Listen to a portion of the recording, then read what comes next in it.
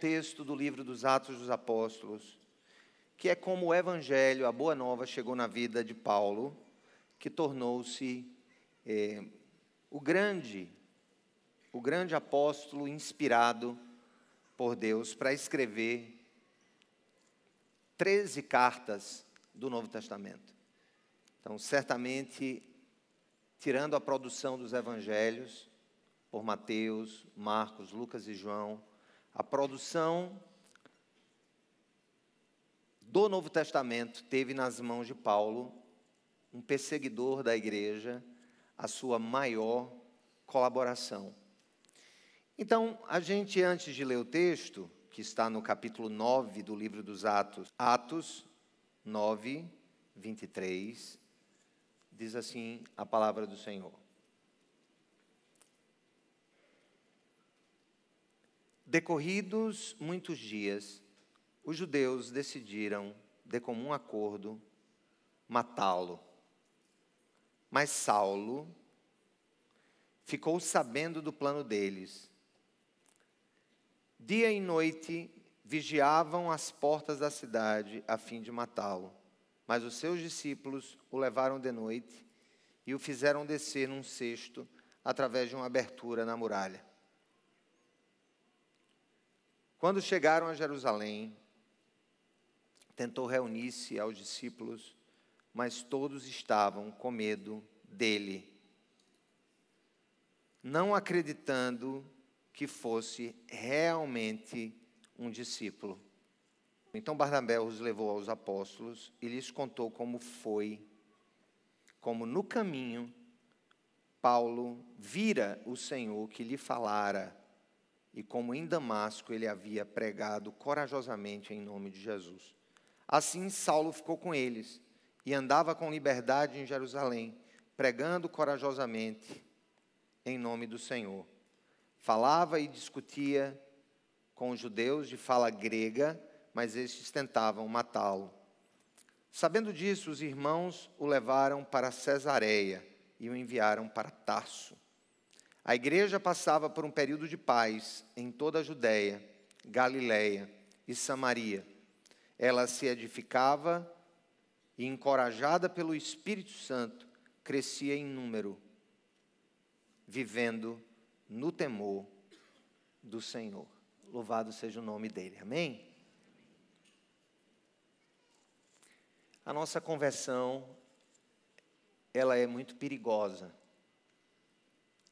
Eu até diria que se alguém se converte a Cristo de verdade, e aqui eu não estou falando de práticas cultuais, religiosas, familiares.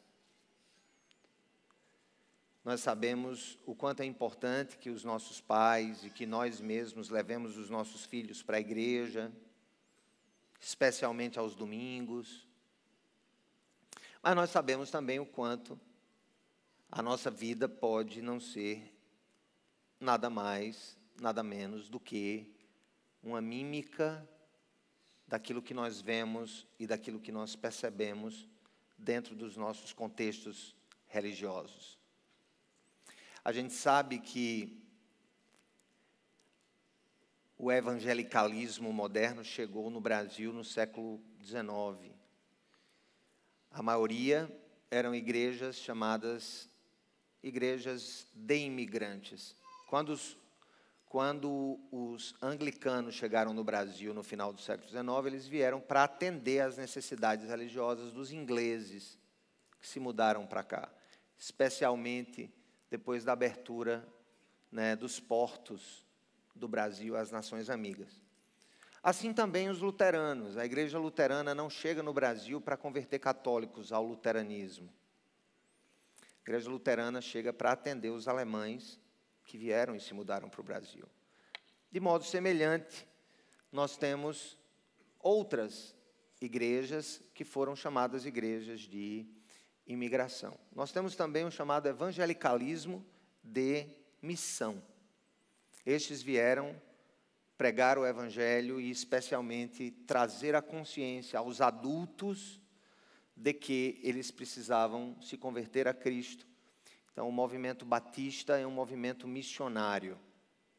embora tenha vindo dos Estados Unidos, a grande parte dos seus missionários, veio exatamente para trazer uma mensagem de alerta para aqueles que são nominalmente cristãos, familiarmente cristãos, né, mas não são cristãos, não têm a experiência com Cristo ressuscitado, vivendo dentro de si, mudando a sua maneira de viver. E, dito isso, eu quero, antes de mais nada, alertar a igreja que a nossa filiação religiosa, ela não significa que nós somos necessariamente salvos em Cristo, ou que estaremos com Ele.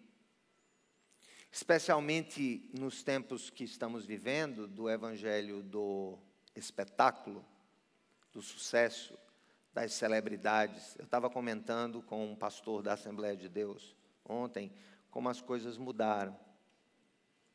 Hoje você tem uma conferência teológica, mas os artistas mais aguardados não são os preletores, são os cantores, são as bandas. Isso aqui não é ciumeira, eu sou vacinado quanto a isso. Até porque, se for para me afirmar como artista, eu pego um violão e também toco uma canção. Mas observar o quanto nós estamos invertendo, né, a necessidade de ouvirmos um evangelho que nos transforma profundamente e aquele evangelho que é parte de uma, digamos, de uma consciência corporativa que canta junto, que celebra junto, mas que não está em espírito unida a partir do Espírito Santo, que não vive a verdadeira comunhão do pão, do corpo e do sangue de Jesus, que não são efetivamente homens e mulheres transformados por dentro. E eu gosto muito de fazer essa pergunta: quem você era antes e depois de Jesus? Eu sei que, e isso não é uma questão apenas católica e ortodoxa, é uma questão protestante também, que assim como o catolicismo, a ortodoxia, os presbiterianos, os luteranos batizam crianças e tem lá na frente um momento de confirmação. Alguns chamam de crisma, outros chamam de profissão de fé, em uma idade mais consciente. E daí a importância da gente confirmar realmente a nossa fé, porque a fé cristã ela é disruptiva, perigosa para quem a professa, e pode nos atrair muita perseguição, muitos inimigos. Ninguém está preocupado com aquele cara ou com aquela cara, né, que simplesmente curtem música cristã contemporânea. O que o mundo não suporta é ver homens e mulheres que, a partir de uma experiência transformadora com o Espírito Santo, tornam-se uma ameaça ao status quo do mundo. E é o que Paulo se tornou, uma ameaça ao status quo do judaísmo reinante e depois do Império Romano, que o matou, que o decapitou. Esse texto que nós estamos lendo, que nós acabamos de ler, e agora eu volto-me para ele é um texto que conta um pouco de como foi a experiência de um cara que era perseguidor da igreja, que perseguia os primeiros cristãos, que consentiu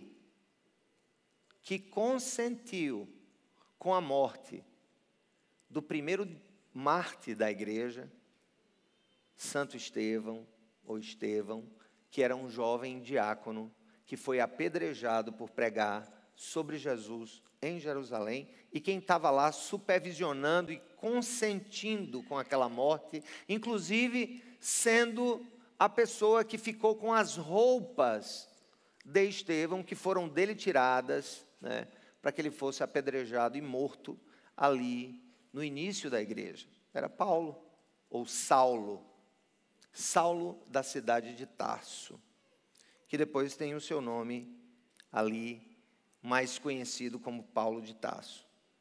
Então, o que é que a Bíblia está dizendo? No verso 23, eu vou ler aqui, apenas entendam. Decorridos muitos dias, os judeus decidiram de comum acordo matá-lo.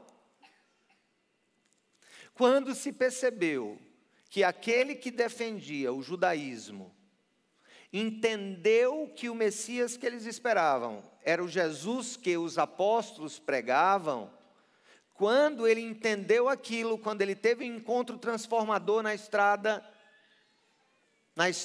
de Jerusalém para Damasco, quem foi em Jerusalém, ainda existe essa porta na cidade de Jerusalém chamada Porta de Damasco. Inclusive, curiosamente, uma vez eu estive em Jerusalém com minha esposa e os meus filhos antes de iniciar uma excursão guiada. Inclusive, pretendo ano que vem fazer uma excursão guiada para a Terra Santa. Espero que a guerra com o Hamas ali, com a faixa de Gaza tenha acabado. Mas era tempo de paz, eu levei os meninos e eu não me dei conta. Eu aluguei uma casa no Airbnb e essa casa era no bairro Árabe, próximo da Porta de Damasco. A Porta de Damasco, quando você entra no bairro Árabe, e a gente sabe dessas discussões. Não aconteceu nada demais durante o tempo da gente, só um soldado judeu foi morto na porta de Jerusalém. Só foi isso mesmo, assim, 10 minutos antes da gente entrar. Mas, em geral, Jerusalém muito, muito segura. Mas foi por aquela porta, naquela estrada, e ali, quando eu vi onde nós estávamos localizados, a gente ia a pé do apartamento até a cidade murada, passava na feira de frutas dos árabes, comemos numa igreja árabe cristã, né, numa igreja de origem árabe. E, estando ali, eu fiquei pensando, poxa, Paulo saiu de dentro do centro religioso do judaísmo totalmente convicto de que os cristãos estavam errados. Totalmente convicto de que matá-los era a opção mais correta diante da heresia que estava surgindo. Imagina, ele sai do centro religioso, tá? É como se hoje, apenas a título de argumentação, alguém saísse da Praça de São Pedro ou da Catedral ali, da Basílica de São Pedro, saísse do Vaticano conscientes de que teriam que matar alguém. Ou saíssem do Monte Athos, na Grécia, que é a sede, digamos, do pensamento da Igreja Cristã Ortodoxa Oriental, ou que se saísse, sei lá, de qualquer outra estrutura religiosa, para matar os cristãos.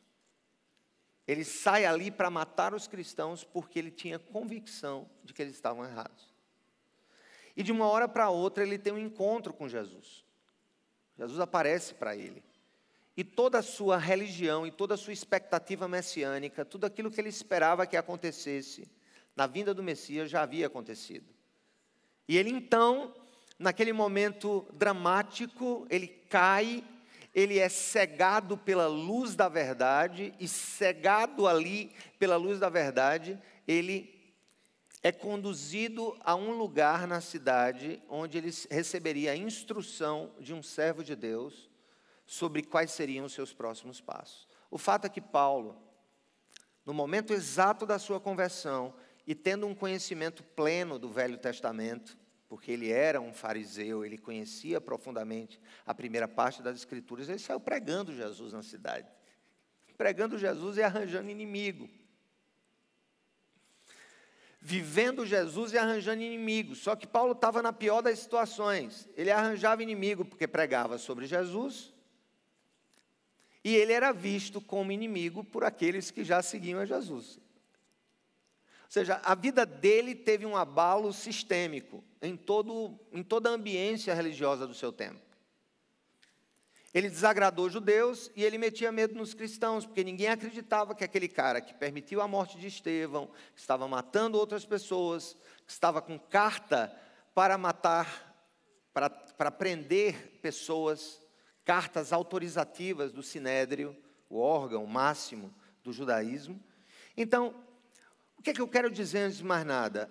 A minha conversão, a sua conversão, se ela não causa incômodos na ambiência onde nós estamos, a partir da verdade que nós proferimos, vivemos, conhecemos, então está faltando alguma coisa.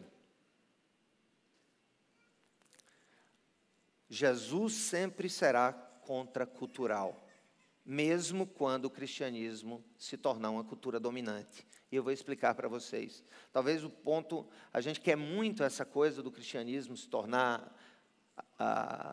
tem gente que quer, eu acho isso um perigo. Eu acho isso, inclusive, uma tolice. A gente quer que o cristianismo seja a religião oficial e que seja dominante, que possa ditar os rumos do mundo. Foi por causa dessa dominância, a partir do século IV, com a cristianização do Império Romano pelo imperador Constantino, que teve, sim, a princípio, a possibilidade do cristianismo se tornar uma fé livre, que podia ser professada, mas depois houve um emaranhamento tão grande entre igreja e Estado. Escutem, prestem bem atenção no que eu estou dizendo.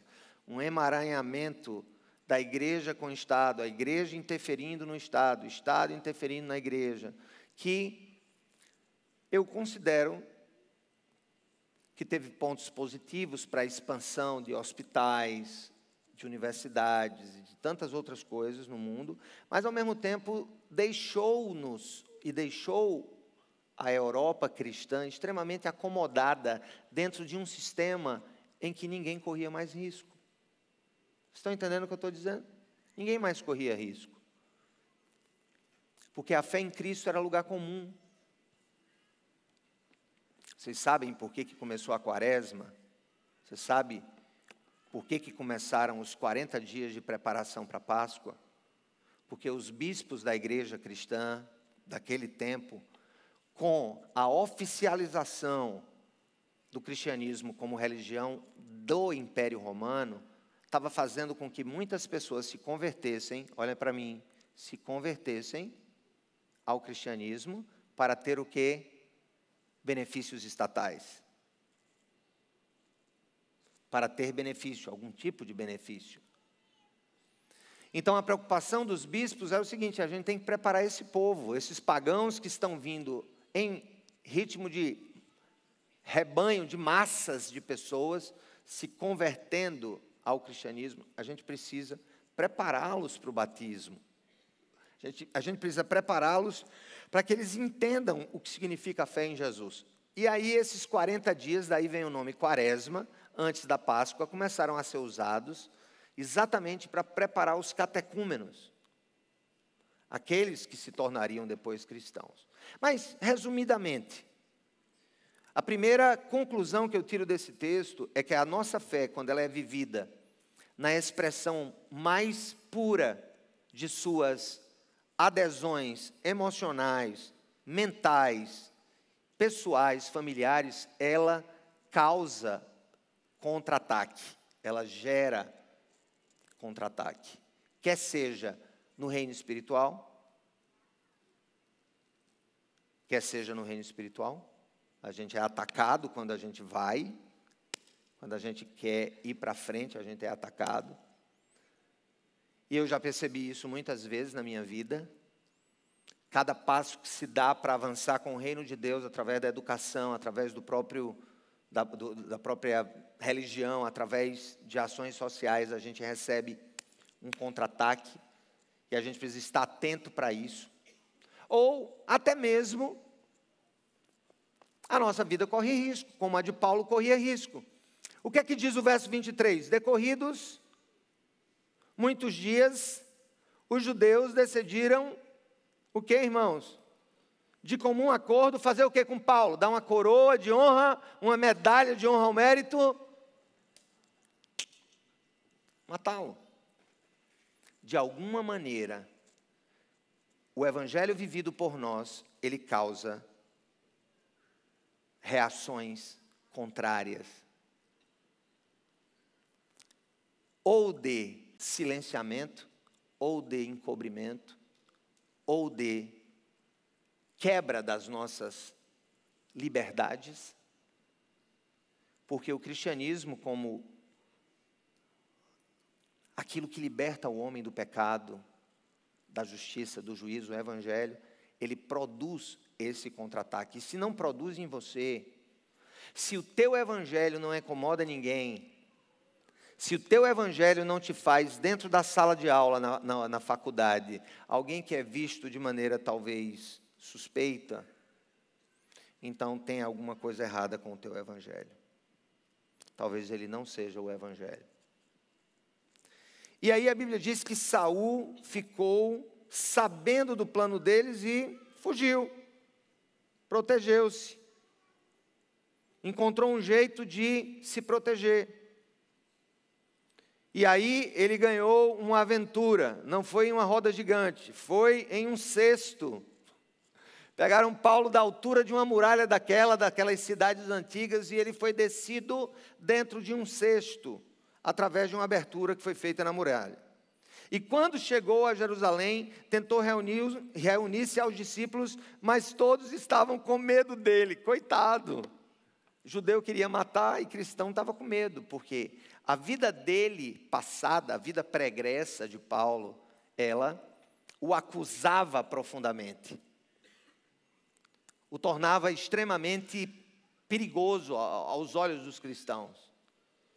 Então isso acontece. Eu quero dizer a você, inclusive, que tem enfrentado na vida dificuldades de reaproximação, de reconstrução, com amigos, com pessoas, com familiares, enfim, pela tua nova visão de vida, tendo Cristo como Senhor e como centro da tua existência. E quando as pessoas começam a comparar essa pessoa nova que o Evangelho de Jesus transformou com a pessoa que eles conheceram no passado, ali também há um nível de tensão. Em outras palavras, viver a fé genuína dá trabalho. Dá trabalho, você é mal compreendido por gregos e troianos, você é mal compreendido por quem acha que você está só fingindo essa nova vida em Jesus, e também para aqueles que têm convicção de que há algo muito perigoso no seu discurso novo, na sua nova vida, capaz de romper o status quo de onde você vive, do seu trabalho, da sua empresa, da sua sala de aula, os novos valores, o desejo de fazer a vontade de Deus em tudo, de ser um instrumento valioso nas mãos do Senhor, ali vai causar todo esse conjunto de circunstâncias. Mas o fato é que se você puder me acompanhar o verso 26, quando chegou a Jerusalém, tentou reunir-se aos discípulos, mas todos estavam com medo dele, não acreditando que fosse realmente um discípulo. Então Barnabé, que depois tornou-se amigo dele de caminhada missionária, coisa linda, Barnabé o levou aos apóstolos e lhes contou como no caminho de Damasco, diga-se, saindo de Jerusalém para Damasco, na Síria, pela porta de Damasco, Saulo vira o Senhor que lhe falara, e como em Damasco ele havia pregado corajosamente em nome de Jesus. Assim Saulo ficou com eles e andava com liberdade em Jerusalém, por um tempo, pregando corajosamente em nome do Senhor. Falava e discutia com os judeus de fala grega, mas eles tentavam matá-lo. Pronto. Mais uma vez. Paulo, agora, depois de ter ganho a confiança dos apóstolos de Jesus, ele continua sendo perseguido. Qual foi a solução? Sabendo disso, os irmãos o levaram para Cesareia e o enviaram para Tarso, a sua cidade de nascença. E aí, irmãos, Paulo passa por um processo de reclusão e de aprendizagem. Ele passa muitos anos aprendendo. Aí você pergunta assim, mas como alguém que já conhecia tanto precisa aprender? É porque Paulo tinha o conhecimento do que a Bíblia dizia, mas não tinha a chave hermenêutica, ele não tinha a chave interpretativa do que significavam todas aquelas prefigurações do Velho Testamento, como, por exemplo, a escolha de um povo em Abraão, como, por exemplo, o sacrifício de Isaac pelo próprio pai, o que aquilo significaria e apontaria lá para frente. O que significava, por exemplo, a história de José no Egito, um jovem que foi injustiçado e que manteve-se íntegro na corte, íntegro na prisão injusta, íntegro como governador do Egito, mas Paulo não entendia que José, sendo traído pelos irmãos, era uma prefiguração do que aconteceria com Jesus, que foi traído pelo Judas, e também, de uma certa maneira, abandonado pelos apóstolos depois que ele foi entregue para a crucificação. Então, Paulo, ele precisava agora entender-se nessa nova posição. Ele precisava aprender mais. Eu me converti aos 23 anos. E sempre comecei tudo na minha vida muito novo. Eu entrei na universidade aos 16. Com 21 anos eu era engenheiro. Com 20 anos eu era servidor público federal. Logo depois me casei. E quando eu me converti, eu tinha aquele desejo de funcionar no ápice das minhas habilidades de discurso, de liderança e de tudo. Mas Deus levou praticamente 8 anos para que eu tivesse uma função de professor, de mestre, de pastor das Escrituras. Embora eu achasse que estava pronto, que eu estava preparado, que eu tinha como conhecer, eu tinha a habilidade de pregar, eu já tinha a habilidade de liderar pessoas. Mas o tempo é muitas vezes uma variável que nós não queremos na nossa vida. E o que é que eu tenho percebido? O cara se converte hoje, amanhã está dando curso na internet por R$ 397. O casal casa hoje, já vai dar aula de como é um casamento. 2 guri. Eu estou começando agora, depois de 30 anos, a entender o que é o casamento.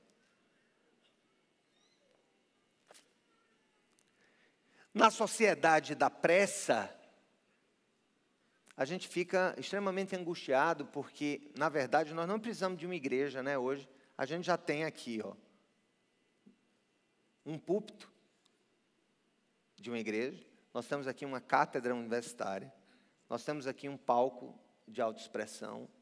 Então, a gente acha, e aqui eu não sou contra que você se expresse, tenha as suas ideias colocadas, mas quando a gente fala de grandes responsabilidades no reino de Deus, tem uma coisa que você tem que botar na sua cabeça, meu irmão e minha irmã. O tempo de maturação para coisas espirituais que exijam grande responsabilidade, esse tempo existe. É por isso que a Bíblia diz que poucos de vós sejam mestres. Por causa da grande responsabilidade por trás do compromisso com Deus, de pregar a verdade, mas ao mesmo tempo, para a sua própria segurança, para a sua própria proteção. Então, Paulo, ele já era um professor no judaísmo. Paulo já era um professor no judaísmo, de muito tempo, um mestre, estudou com Gamaliel, o seu tutor. Gamaliel tinha incursões na teologia judaica, mas também na filosofia grega e no direito romano. E aí Paulo estudou, quando era fariseu, estudou aos pés de Gamaliel, foi um grande mestre, mas teve uma hora que Deus disse assim: agora você vai ter que entender, você precisa resetar a sua vida e deixar-se moldar pelo novo que eu tenho para você. Finalmente, então aqui a gente diz que o evangelho é arriscado, a gente corre riscos quando assume isso, porque a gente tem que lutar contra várias forças, as internas e as externas. A gente vê aqui que Paulo, nesse aspecto, depois de tentarem matá-lo, ele se reclui para estudar, para se preparar, para lá na frente, a gente vai ver no livro dos Atos, lá na frente, junto com esse mesmo Barnabé, ser enviado à sua primeira viagem missionária. E fundar as primeiras igrejas em Icônio, Derbe, Listra. Depois ele faz uma segunda grande viagem missionária, que ele vai para a Capadócia, ainda é Capadócia hoje na Turquia, mas na antiga Ásia Menor. Então ele sai plantando as igrejas, a igreja de Éfeso, a igreja de Corinto. Então aquele homem, ele é remodelado em tudo para ser um vaso de honra nas mãos do Senhor. E eu quero dizer para você, Deus quer te usar. Responsavelmente, criteriosamente, de maneira preparada, em tudo aquilo que você for fazer. Ceissa nos disse, né, que a sua pesquisa habilitará uma melhor fluência do aprendizado nas questões que são mais literárias, menos lógicas, né, mais subjetivas, creio eu, né, Ceissa, a poesia e tal, para que a população surda tenha a capacidade aí de entender melhor, a partir desse método, aquilo que nós temos como conhecimento geral, mas especialmente entender o maior drama, a maior peça de conto que nós temos na história, que são as Escrituras Sagradas. E a partir daí, mundos desabrocham. A gente tem que estar preparado em todas as áreas da nossa vida, tá? Para sermos como cristãos, não como igreja. E aí eu quero trazer uma diferença grande para você. Quando eu fiz a crítica dessa coisa muito imiscuída do Estado dentro da igreja e da igreja dentro do Estado, eu estou falando de relação institucional.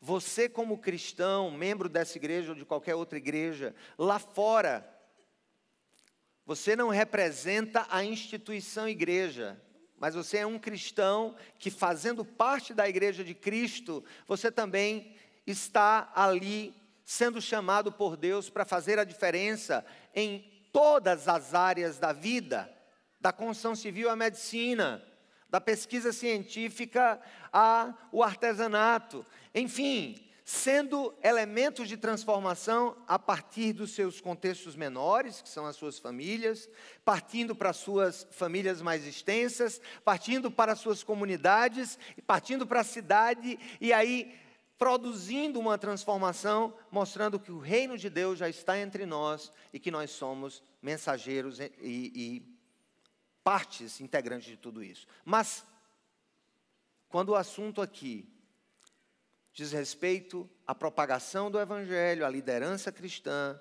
Deus quer de nós um preparo mais intenso. É muito triste a bagunça que o protestantismo se tornou no Brasil e no mundo. É uma igreja abrindo em cada esquina, por qualquer que seja o motivo, por qualquer que seja a razão. Não são respeitadas as histórias denominacionais mais, porque todo mundo se vê senhor do seu próprio destino, inclusive senhor do seu próprio desejo de fazer a vontade de Deus. Paulo esperou. Paulo não abriu uma cisânia com o colégio apostólico. Ele não rompeu com os apóstolos, porque, embora doutor em teologia judaica, ele era uma criança em experiência cristã.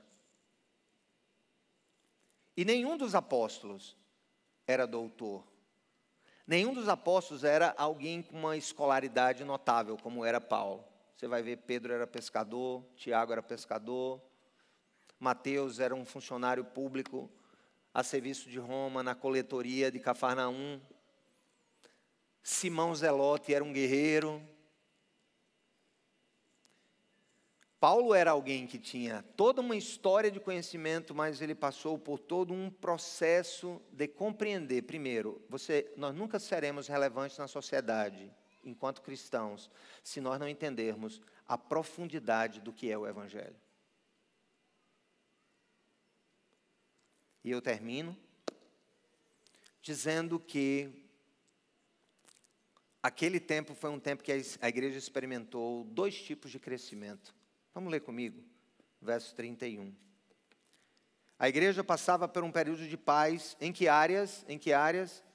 Na Judéia, capital Jerusalém, Galileia, que era lá nas margens ali do mar da Galileia, e Samaria, seja, havia ali na Palestina um período de paz. Ela se edificava e, encorajada pelo Espírito Santo, o que é que acontecia com ela, irmãos? Crescia em número, vivendo no temor do Senhor. Olha as duas marcas da igreja ali, da sua saúde. Ela vivia o temor do Senhor, ou seja, cada cristão buscava ser uma cópia de Jesus, usando aqui uma expressão do Douglas Gonçalves, né, do Jesus Calpi. Cada cristão queria ser uma cópia de Jesus, queria parecer com Jesus por temor a Deus, inspirado e movido pelo Espírito Santo. Mas ao mesmo tempo ela crescia numericamente. E é esse o nosso desejo para essa comunidade. É esse o meu desejo para a Igreja de Jesus. Que ela cresça em temor, para que ela possa crescer numericamente, não como uma aberração descontrolada de um processo de adesão cultural a uma nova fé bacana, legal, interessante, mas que não tem profundidade, que não tem raízes.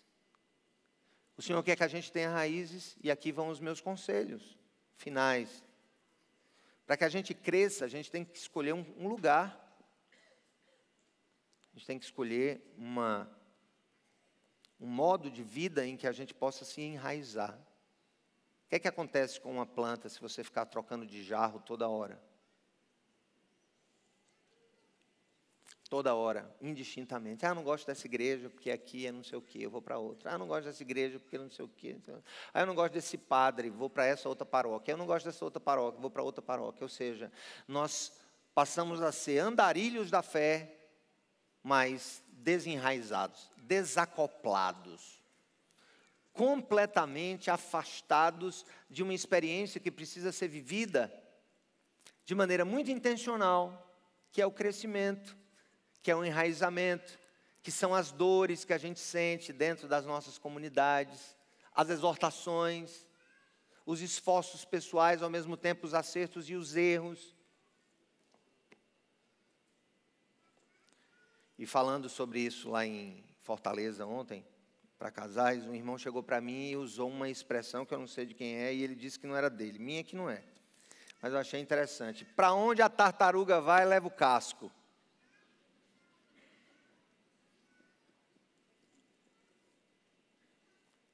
Tem muita gente que acha que, não, eu vou trocar de esposa, aqui eu vou resolver a minha vida. Não, para onde a tartaruga vai, leva o casco.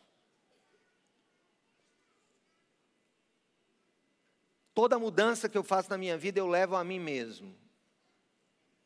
E eu levo a minha história. Problemas só mudam de endereço, às vezes de CPF, às vezes de CNPJ, mas eles se perpetuam.